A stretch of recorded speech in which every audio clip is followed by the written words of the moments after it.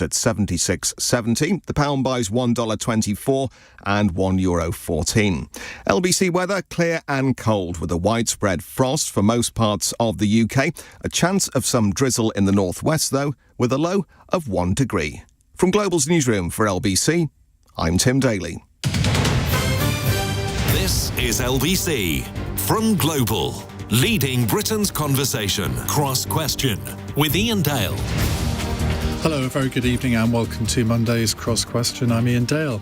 Now, we have lots of topics that you could ask about tonight. We've just been talking about the teachers' pay deal or lack of it. Rishi Sunak says political correctness helped grooming gangs survive. Is he right on that, do you think? Downing Street admit Brexit changes were part of the cause of the Dover queues. Well, they sort of half admit it. And 3 years of Sir Keir Starmer as Labour leader. You might want to phone in about that, or indeed anything else that takes your fancy. On the panel with me tonight, to my left, the Reverend Steve Chalke, founder of the Oasis Charitable Trust, which works to tackle homelessness and human trafficking, and also runs more than 50 schools across England, and he's also a Baptist church minister. To his left, Lord Gavin Barwell, Conservative peer who was Chief of Staff for Theresa May when she was Prime Minister. To my right, Alys Denby, who is Deputy Editor of the centre-right comment site CapX, and next to her, John McTernan, Political Strategist for the PR agency BCW, who was Director of Political Operations for Tony Blair when he was Prime Minister, and then served as Director of Communications for the then Australian Prime Minister Julia Gillard. 0345 6060 973. You can text your question if you can't call to 84850, and you can say, Alexa, send a comment to LBC, and of course you can watch us on Global Player. I don't know why Alexa's caused such hilarity on this. 6060 973. Tweet at LBC. Text 84850. Cross Question with Iain Dale. This is LBC. Right, let's go to our first caller. It's Aaron in Slough. Aaron, you're a teacher, I believe. I can guess what you want to ask. Yeah, I've been a teacher for almost 10 years now. And, I wanted to ask, how's the government actually going to rectify the sort of current pay issue? You know, or are teachers just going to be forced to strike sort of continuously? Gavin, let's start with you. I can't remember if there were many strikes when you were Chief of Staff to Theresa May, but this is one of those issues where often you think, well, it's down to the Education Secretary to solve, but she's hamstrung by the Treasury, that Number 10 will have a view as well. How do these things get resolved? So I think it's a combination of the line department, Number 10 and the Treasury, and trying to find a solution between them. I mean, to answer Aaron's question, I very much hope we're not going to have continuous strikes. You know, a lot of our young people missed a whole load of school during the pandemic with real consequences for their education. I expect, like everybody else on the panel, I've got a lot of sympathy with teachers. They, like everyone else, are enduring high inflation at the moment, impacting their cost of living.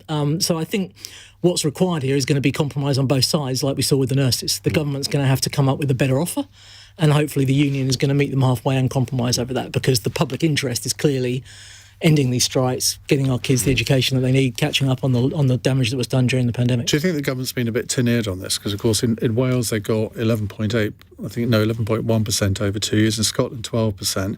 In England, it's 9% over 2 years. Now, if you offer less than people in other parts of the UK, you shouldn't be surprised if they're going to reject it. Yeah, realistically, the settlements in the two devolved administrations are going to set a kind of baseline, aren't they, for expectations, I guess. So unless you've got something else in the package that makes up for the fact that the headline figure is a bit lower, you're unlikely to get agreement, I would have thought. Steve Chalke, you run 50 schools across England. From the person who's running the schools point of view, what is the main sticking block here? I think if you talk to the unions, I talk to the union leaders all the time, the real issue isn't just their pay, it's conditions in the schools. So I was, combining my roles. You said I was a minister. I took a wedding service in Cambridge back last summer, and I met lots of young people who are now in their early 30s. They're getting married. They all met each other at Cambridge, and sitting around talking to them after the wedding, a whole number of them had gone into teaching.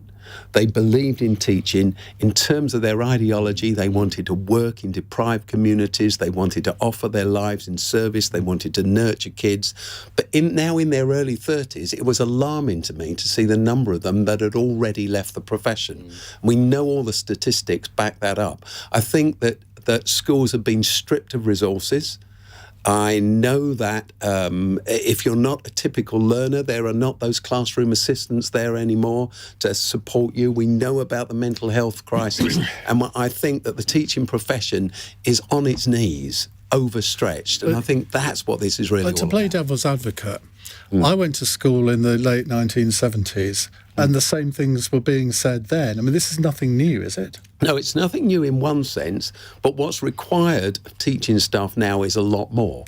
We'll come on to talk about, I'm sure, whatever questions come in, we end up talking about safeguarding. We talk about the over-sexualisation of young people. We talk about prevent. We talk about kids being groomed. And all of these responsibilities are placed around staff. So what's needed is more resource. And of course, this last pay increase that came to teachers last September was all unfunded. So you're in a situation where Oasis, across our 52 schools, the teachers' pay rise last September cost us £4.5 million. The government didn't pay for it. That's £4.5 million yanked out of the budgets to run our schools. And all the teachers understand that. So they're caught between needing more to survive. In London, for instance, where I live, how do you pay your rent and survive in that situation?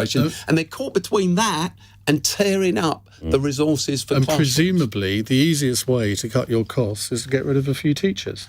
The easiest way to cut your cost, actually, is to stop those outings, to stop going to the theatres, to stop going down to the beach, to stop the weekend away or the weekend away, which is so...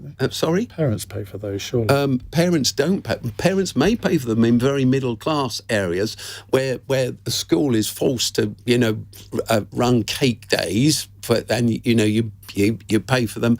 But that's a wonderful thing. But you don't run the defence system like that, do you? You don't say to those responsible for the defence of our country, would you like to bake a cake and we try to raise some money?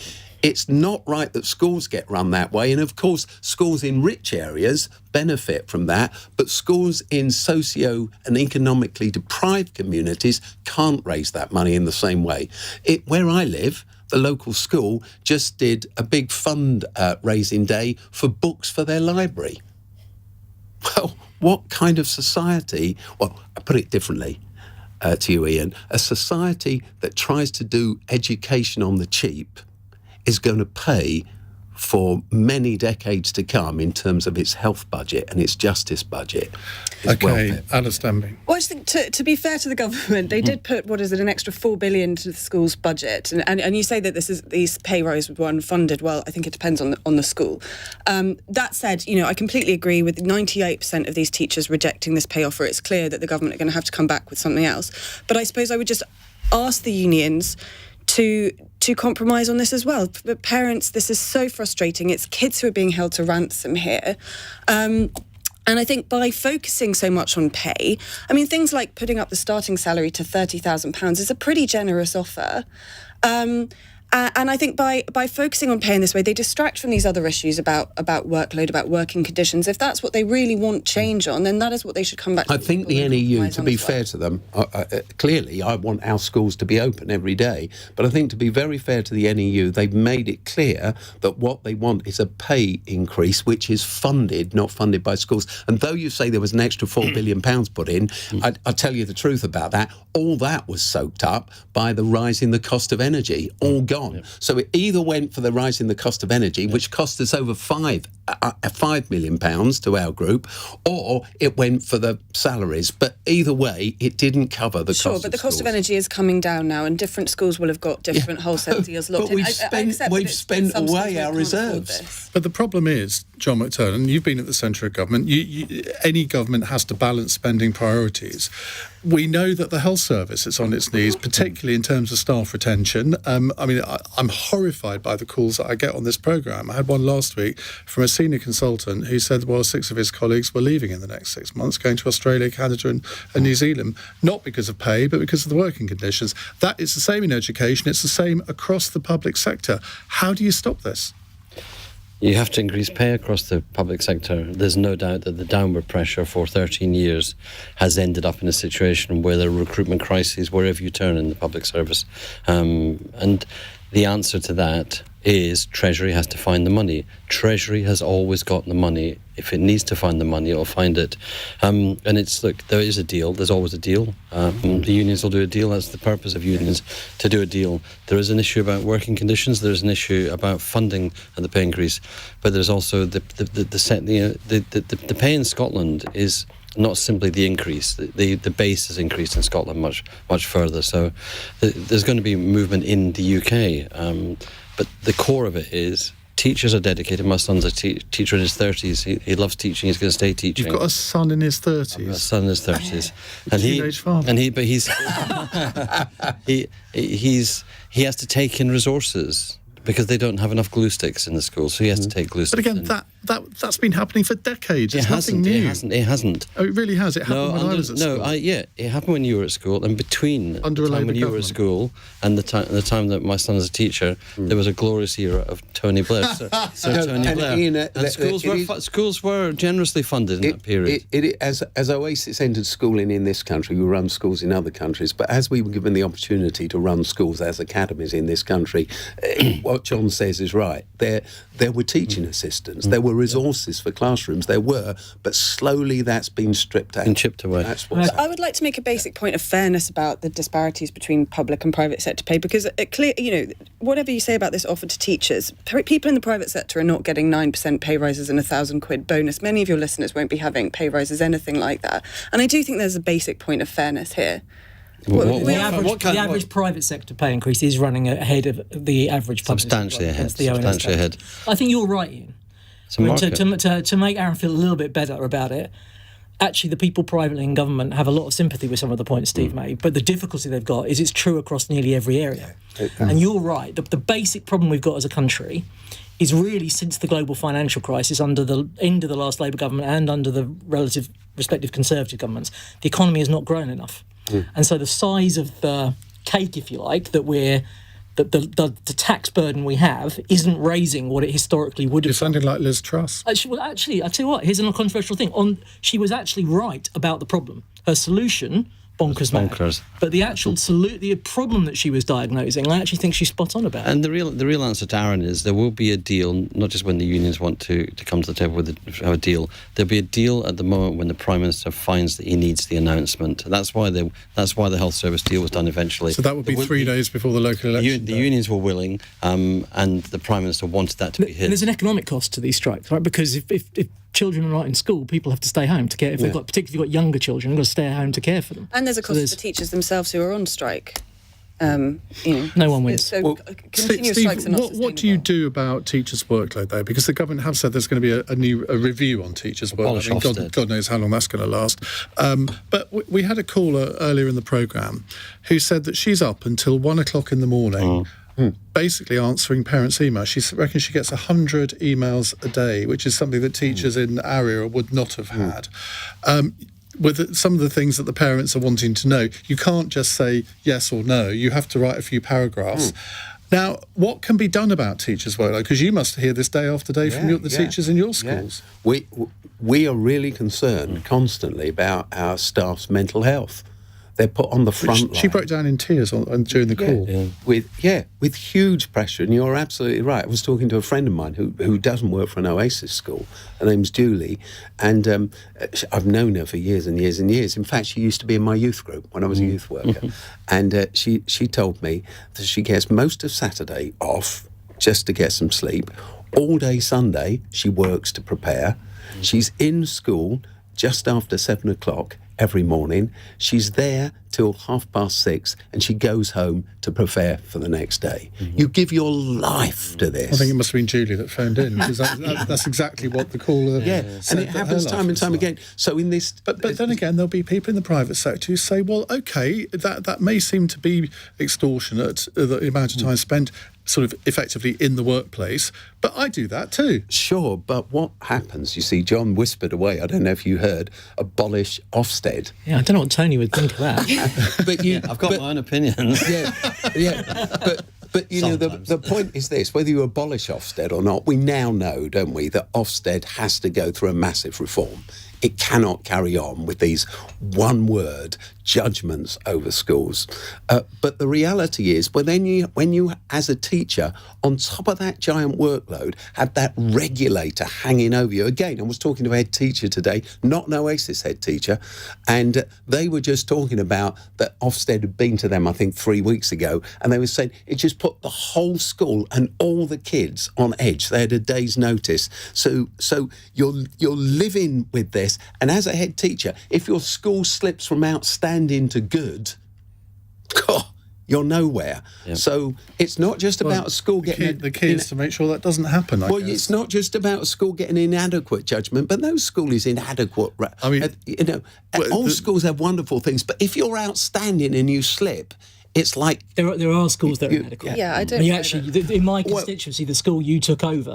and have transformed, it was inadequate before you took it over. But I still think that a one-word judgment on a thing... Well, that may be my so. wife That says may be to so, me, but to talk about I'm outstanding occasionally, but I'm inadequate most of the time. That's what my wife says. We need accountability. We need something that gives parents confidence in the quality of education their children are getting. Right. If I was running Ofsted and teachers were feeling like that, you'd want to change. But it's not a one-word answer, is it? It isn't a one-word answer, but if you are serious, John, in wanting to abolish Ofsted, I can't really believe that you are you?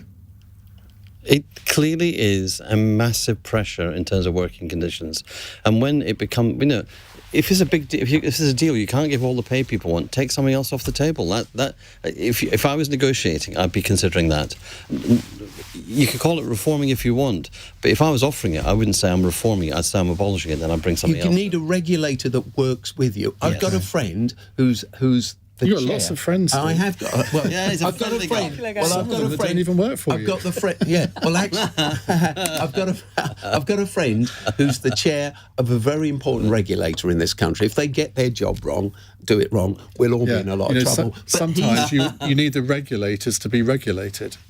I mean, and you need the regulators to work alongside the people they're regulating and help them solve out issues. For the good that Ofgem or Ofwat do, you might as well put Ofcom in charge of those industries. But that's another story. I think no. We're running very late, so let's go to a break and then we'll move on to something different. It's 18 minutes past 8.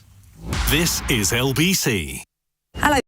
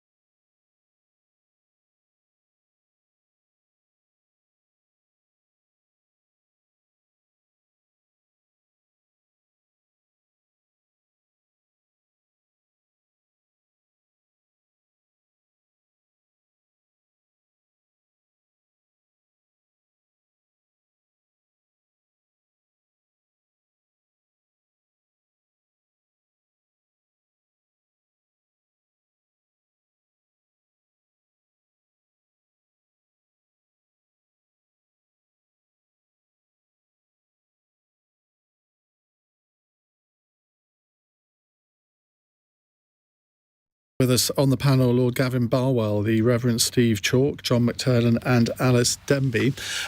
Diane in Edinburgh has been very nosy. She wants to know where everyone on the panel went to school, including me. What kind of school, I think she means. John McTernan. State school in Edinburgh. Alys. Private school in London. Bog Standard Comprehensive in Saffron Walden.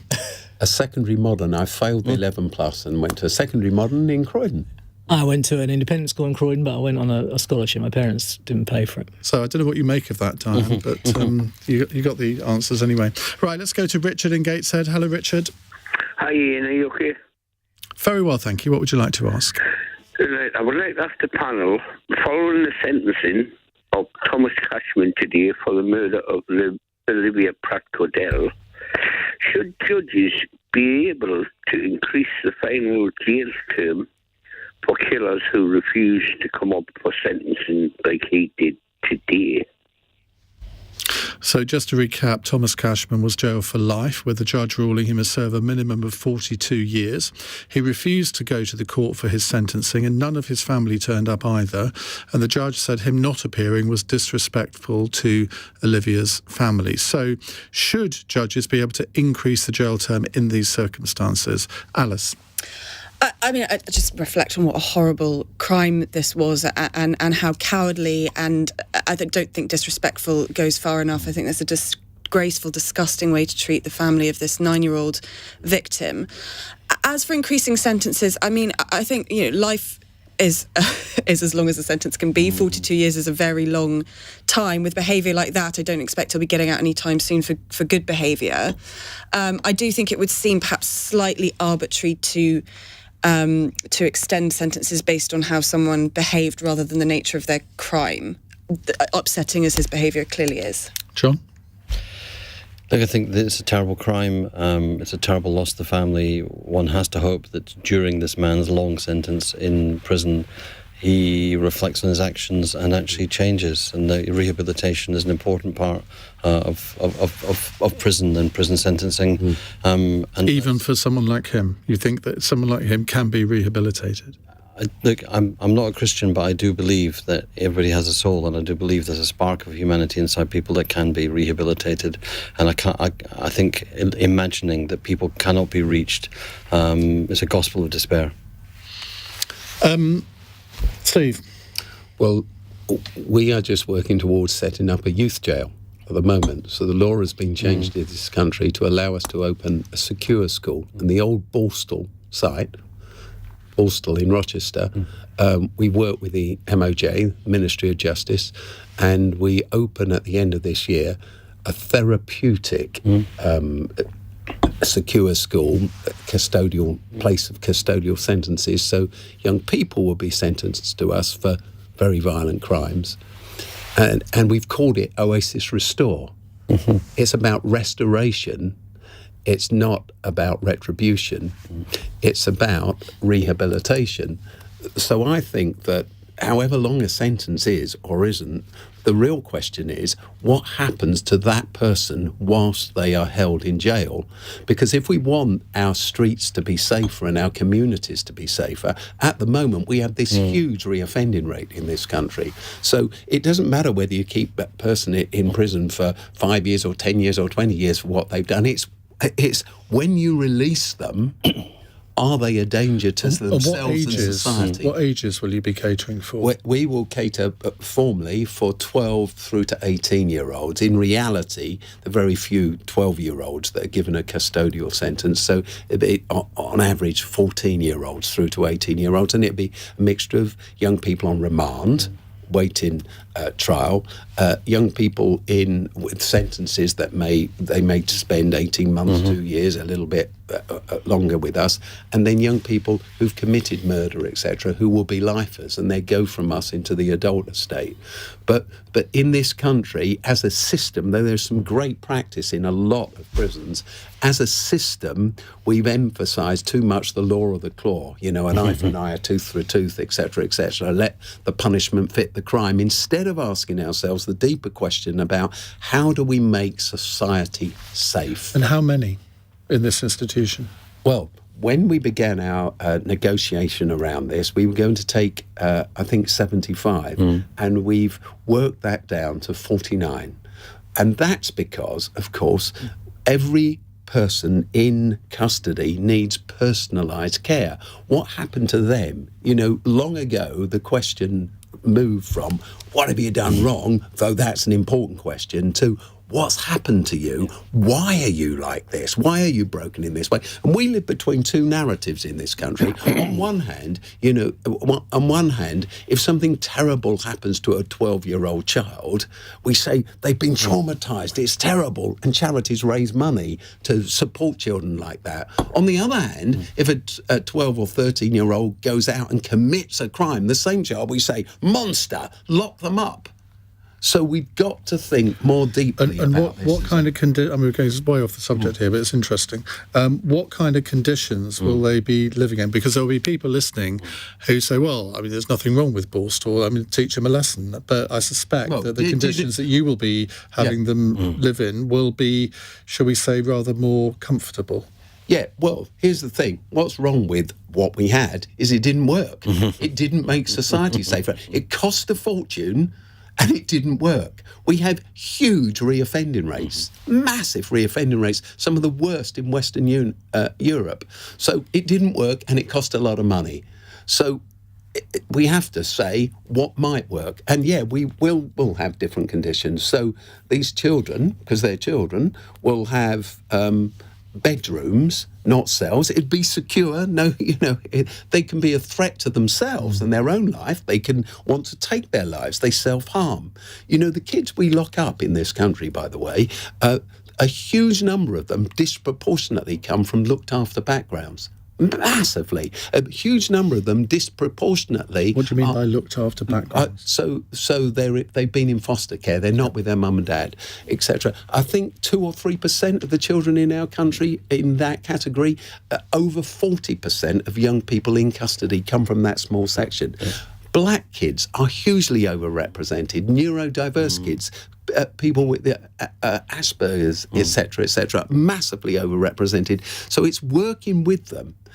I think, I can't be sure of the exact statistic, can't remember it, and in a sense, the statistics don't matter, but it's a huge number of people, way over 80% of kids in custody have witnessed violence as children. Yep. So what we've got to do is work with their trauma so that you cannot heal somebody by harming them. Okay. So that's why we'll have better conditions for them. Well, you're listening to the Steve Short Show on LBC. Let's go to Gavin Barwell.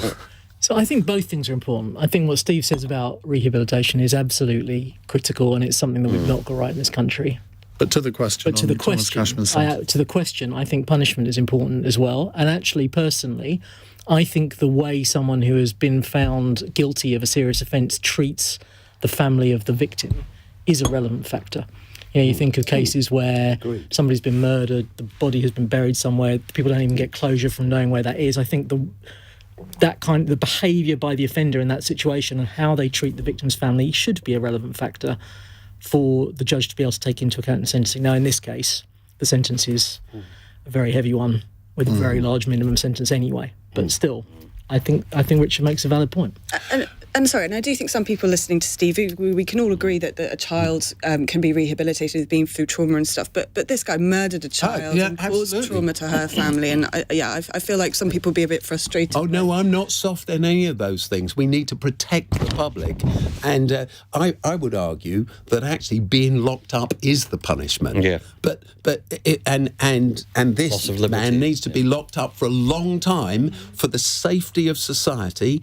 He needs to be locked up a long time. But what are we trying to do with this guy? Are we trying to rehabilitate him, even him, or not? Paul says, I went to Borstal, I'm 54. When I went there, it was full of paedophiles. And that, I think, it is different. Well, you would hope it was the difference now between young offenders institutions in 2023 and what they were when Paul went to one. Right, we're going to move on in just a moment. Keep your calls coming, 0345 6060 973. It's 8:31. Let's get the news headlines on LBC with Tim Daly. The man who murdered Olivia Pratt-Corbell at her home in Liverpool has been given a 42-year prison sentence. Thomas Cashman refused to appear in the courtroom at Manchester Crown Court this afternoon. Donald Trump's journey from Florida to New York is being covered by worldwide media this evening. Ahead of his court appearance tomorrow, he'll become the first former US president to face criminal charges. And teachers in England have overwhelmingly rejected the government's 4.5% pay offer, meaning more strikes will go ahead. Members of the National Education Union will walk out on April the 27th and May the 2nd. LBC weather, clear and cold for most parts overnight, with a low of 1 degree. This is LBC. Raise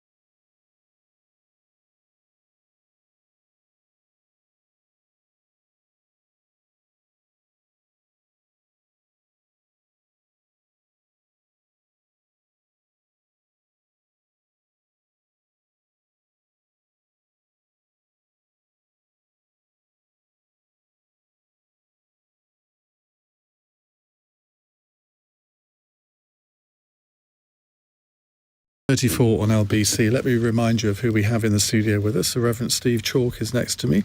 Gavin Barwell, Conservative peer, next to him.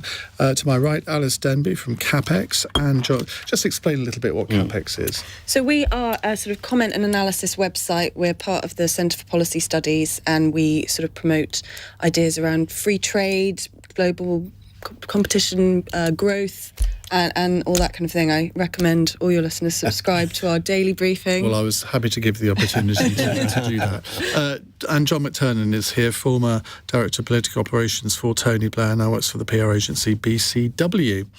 Right, next question from Rachel in Maltby. Hello, Rachel. Rachel, are you with us? Oh, no, it's a text. Sorry, I've been away for a few days, obviously. I haven't got used to doing this yet. Is Keir Starmer right to say that Brexit is playing a part in the delays at Dover, and should Labour be more vocal about it? And if you want to add a bit of comment about Keir Starmer's 3 years as Labour leader, because he celebrates that anniversary tomorrow, feel free. John, let's start with you.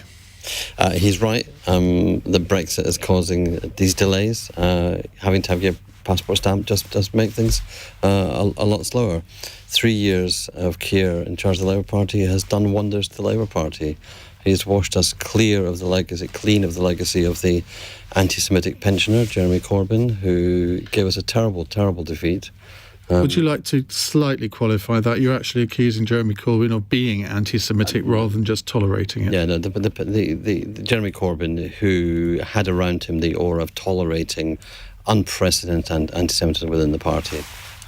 He's not anti-Semitic himself, but he seems to have lots of friends who have very dodgy views in that regard.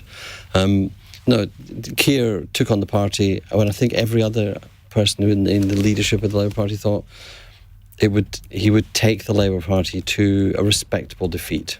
It was thought that Boris Johnson was Lord of all he surveyed, and actually Keir's seen off 2 Prime Ministers so far and has still got a 15 to 20 point lead over the current Prime Minister, Rishi Sunak, after 6 months of Sunak.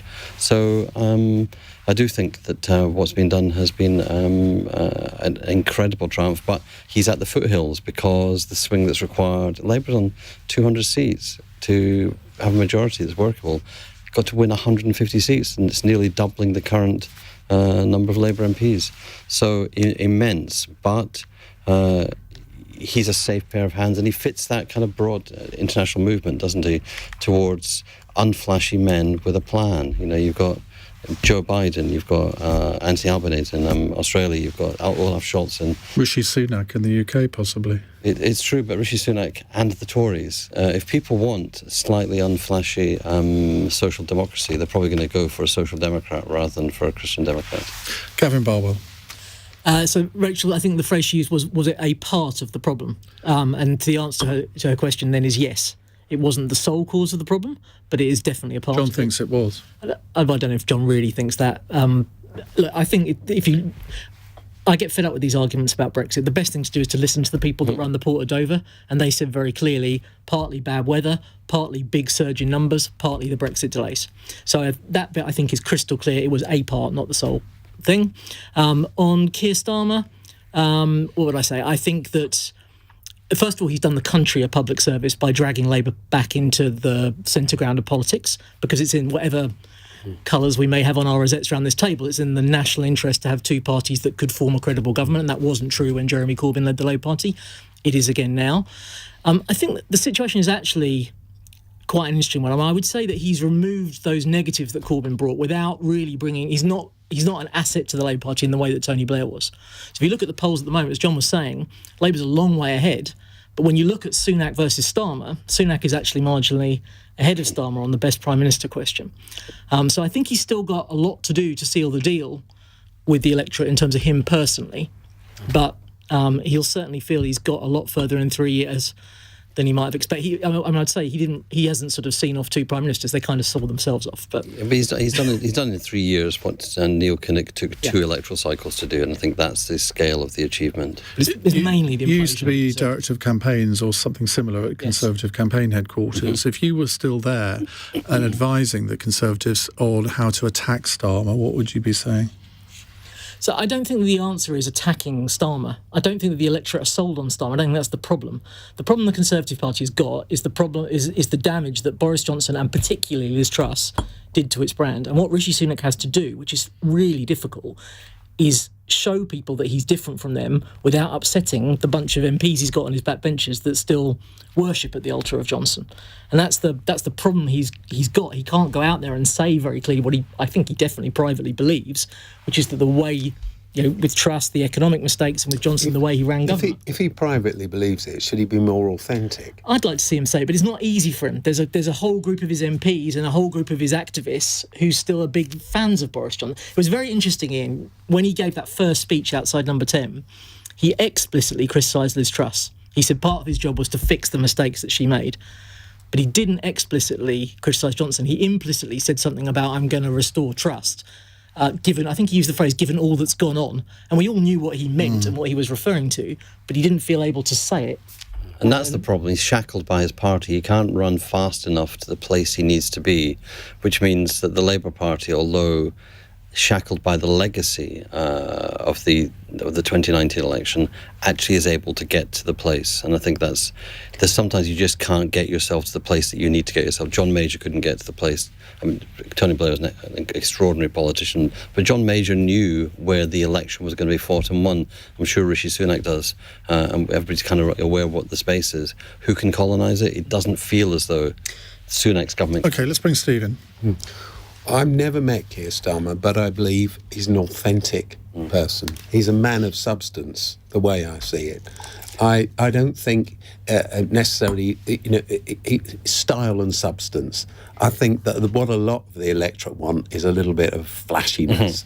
But I think that Keir Starmer is an authentic man driven by a clear set of values, and he's got depth. Whether that's enough to win the electorate over, and I can tell Alys disagrees with what I'm saying. I don't think it was very authentic to kind of run on a platform as being the kind of heir to Corbyn, having been in his cabinet, and then set about very thoroughly purging the party of everything Corbyn stood for. Very pleased though I am that he's done it. I don't think he's authentic. I think he's just as calculating. Well, perhaps he's learned how to be. Nobody becomes leader by accident. No, but he's a talented politician. But perhaps he's learned and come out and learned how to be authentic in a way that Rishi Sunak. Can you learn how to be authentic? You either are or you're not, surely. Well, it's about courage. It's about courage, isn't it? It's not about learning. The learning is learning to be courageous enough to say what you actually think. I think he's got a vulnerability that he hasn't answered yet, which is that he served all the time under Corbyn. If you take someone like Rachel Reeves, who's another key member of Labour's team, she can say, well, I didn't serve under Corbyn, and it was wrong, and it was a terrible mistake. He's never really, to me, satisfactorily answered the question. And Sunak's got the same problem if he tried to distance himself from Johnson. But ultimately, someone like you in an election is going to want an answer to that question. And why did you? Well, he was on with Nick Ferrari this morning, and I think Nick did put that question to him. About, well, are you still a friend of Jeremy Corbyn? He kind of said, well, I never was. But there's the video of him saying, my friend Jeremy Corbyn. It's the Richard Nixon point, isn't it? Richard Nixon said you have to run to the right as far as you can to win the Republican nomination, then run back to the centre as fast as you can. And the truth is, it was entirely possible the Labour Party could have been dead at the end of that leadership election if the momentum favoured Corbynite candidate had won. And so what was at stake was something massive. Now, I reckon if Angie Rayner had run for leader, she would probably have won. And we'd be in a different situation. We'd have a very different leader, probably the same policies, because the party... The big thing about parties, and Gavin touched on it, is parties only win when they want to win. It's not sufficient, but it's absolutely essential. And the Conservative Party, Parliamentary Conservative Party, doesn't act as though it wants to win, does it? It's given up, hasn't it? Which is extraordinary in some ways. In that I can't recall this ever happening in my lifetime. I mean, even in '97, there was still a sort of vague hope that John Major could pull a rabbit out of the hat. It's much more like Labour under Callaghan.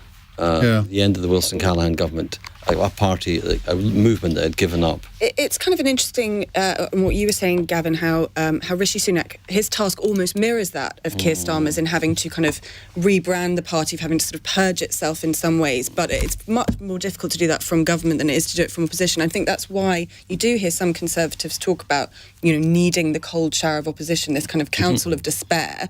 I feel like that's a pretty desperate situation for the party to be in, and I do think that there is perhaps a narrow path to Rishi Sunak somehow winning, but very narrow. Very narrow. It's not even as wide as a path. No. Do you think the party needs a cold shower? I don't think that any party that has a sort of has that idea taking hold within it is in a position to win. It's what you were saying. You need the will to win. You're not going to galvanise the electorate, are you? There's just no way of doing that. In the end, that's what you have to do to win an election. Is that you then have the debates in opposition you probably should have sorted in government. And those can be very, very painful. The reason Labour has stayed out for a long cycle between 79 and 97 was because it had to have those necessary things. And there's a lot of bitterness to get out, and you can eat through really good opposition leaders as well, and opposition politicians. There are politicians, if you live your time in opposition, you never get a chance. You nearly always go in the wrong direction at first. Yeah, I think Labour, 83, Conservatives, after. First you blame the voters. The opposition, Suella Braverman. First you blame the voters, then you blame each other. and then finally start to realise the We voters. can talk about this for the rest of the hour. I think the Brexit is a huge part to play in the hold-ups. Okay, I do want to get onto another subject, because this one's going to be right up your street, Steve, so just hang on in there. It's 8:45. LBC. In a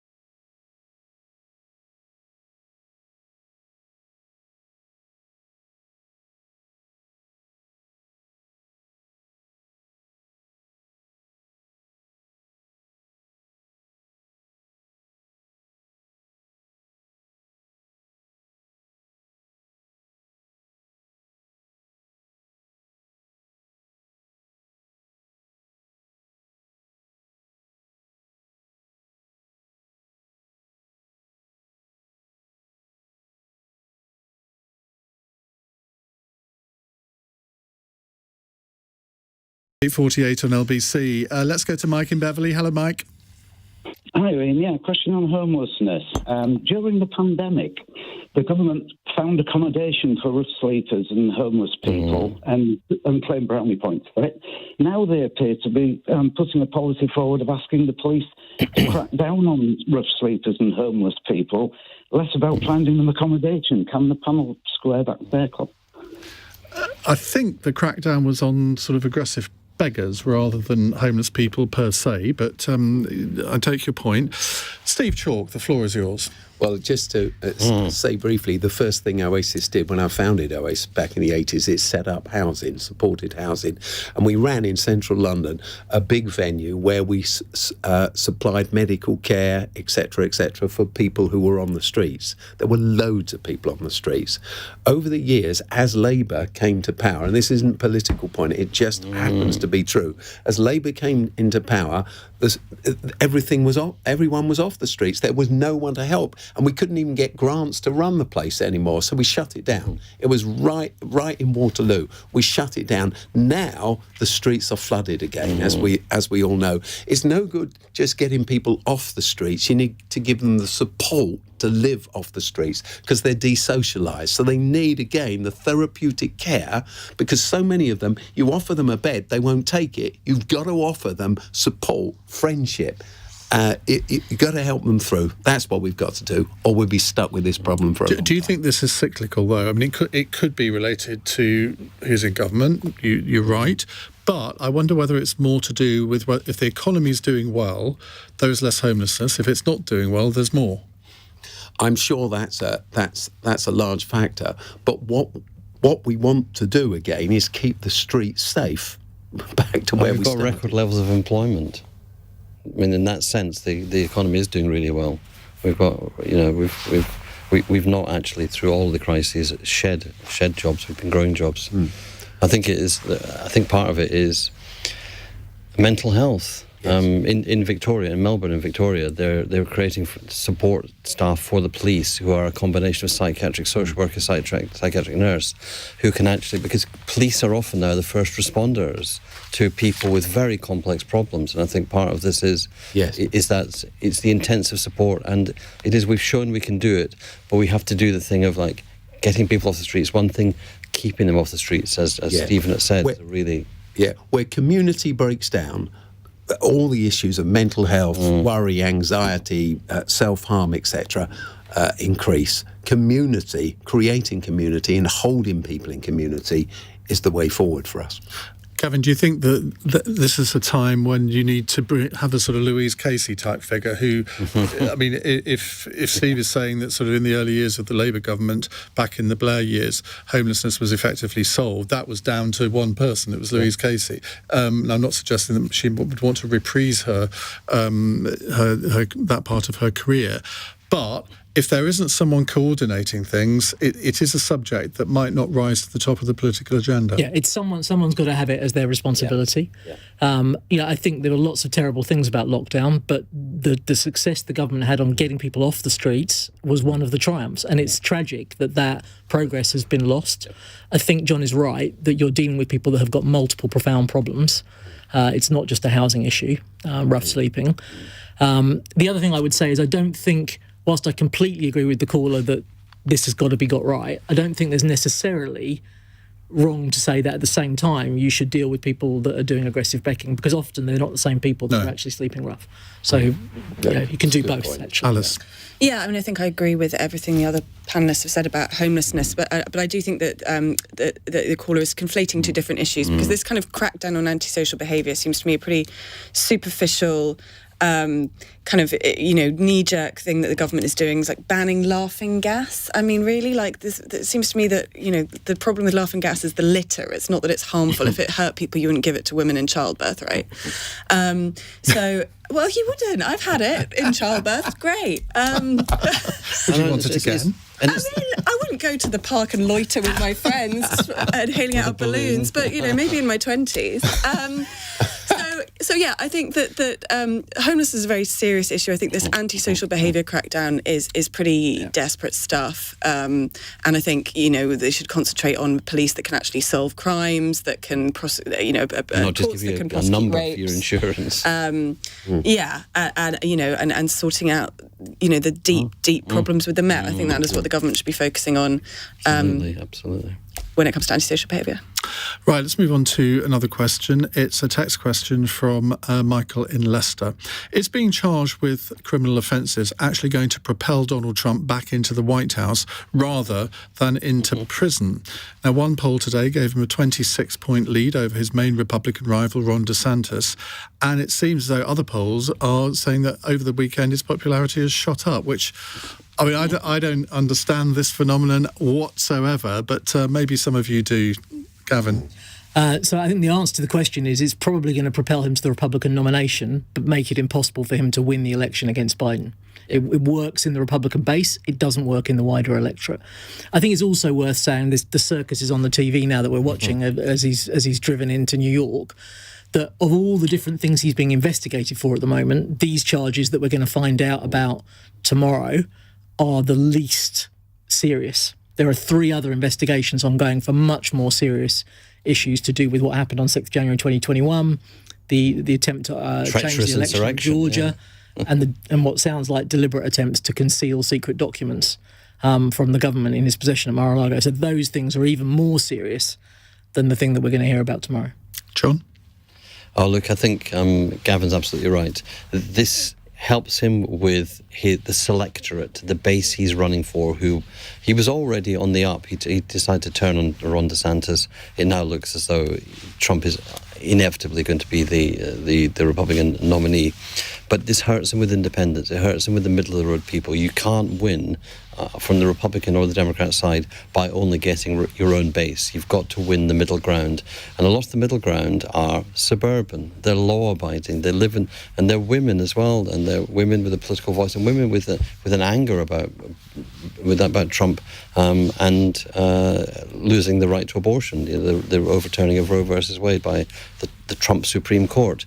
So I think this will become it's a lightning rod, and it'll be great for him in one dimension in his own base. It'll be terrible for him in the medium term, and particularly if any of the other cases come through. I don't actually know constitutionally whether you can actually run for president from a prison cell. You can. So, well, unbelievably, this may be. You can. This may well be. And I can't remember how I found this out, but apparently the Socialist Party candidate in 1920. Oh yeah. Ran for president from his prison cell. That's because he was fitted up by the boss class. Possibly, who knows? Alys. To me, this just highlights the enormous gulf between British and American politics. I find this whole spectacle extraordinary. And while we've had a, pretty colourful time here in Britain, hush money to a porn star is worse than anything Liz Truss did. I mean... you say that. I mean, let's not talk about Boris Johnson. So, yeah, I just find this a very extraordinary spectacle. And the idea that this man was president, that there were American women who voted for him, I just find it baffling. It's not there's things about this country. Am I not right in remembering that after his grabbing the comment, his popularity among women went up? This just makes me... I thought I knew American women, but I think we're very different creatures. So does he.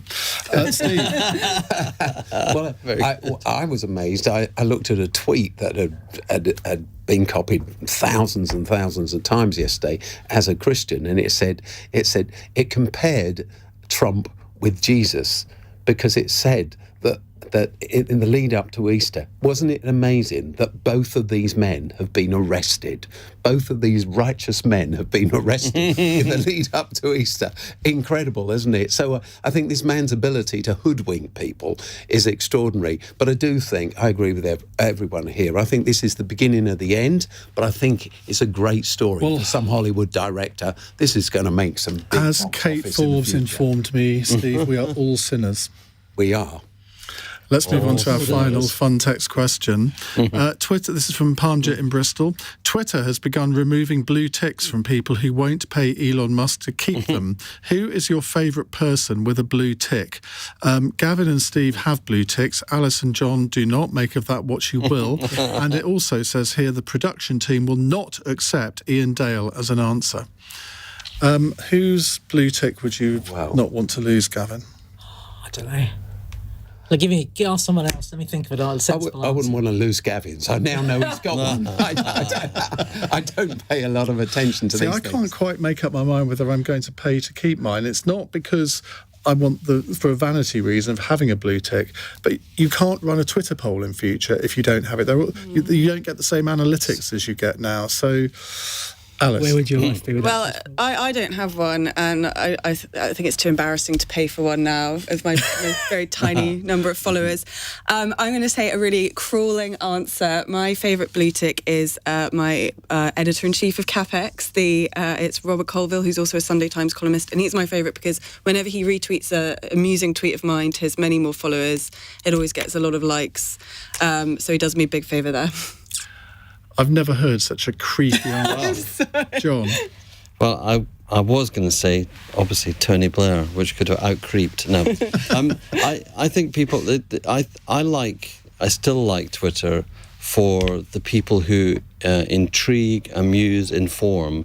So my choice would be John Elledge, who writes a great Substack, who writes for the New Statesman. He's always fascinating, always interesting. Okay. And if he loses readers... And he's coming on Cross Question in a few weeks' time. Well, Steve? Well, I said Gavin. Oh, no, you have done, haven't you? Because As your brain went into gear. Yes. Well, can I ask you a question, though? Are they going to take away your book? Yeah. They will take it away if I don't pay. I thought but I thought there were two different types. There's free type. I've been drummed out. I don't know why I've got one at all. I'm going to take John's inspirations. I'm going to say sort of Sam and Laurie Friedman. They've got blue ticks a lot, but they do a great... So they're one of the people I most enjoy reading on Twitter. Exactly, Sam Friedman. I don't know if this has got a blue tick, but I wouldn't want to be without Fesshole. Fesshole. And if you've never heard of Fesshole, look up and you're of a Fesshole. slightly delicate disposition, don't look it up on Twitter, but it is very, very funny. Right, thank you all very, very much indeed. Gavin Barwell, Steve Chalke, John McTernan and Alys Denby. We'll have you back again very soon. Now, divorces have reached a 10-year high, and I want to know what it's down to. Why do you think that is, that more and more people are getting divorced compared with 10 years ago? Though if you look at the divorce figures 20 years ago, they were about 80% higher still. But why is this trend being reversed? I suspect it might have something to do with the cost of living crisis. I don't know, but I mean, financial worries, I think, can cause relationship difficulties. I hesitate to ask you to give your personal experiences, but I'm going to because I'm nosy. Why did you get divorced recently? 0345 6060 973 is the number to call here on LBC.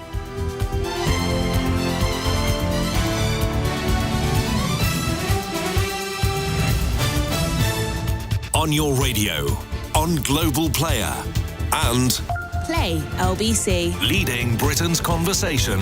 This is LBC.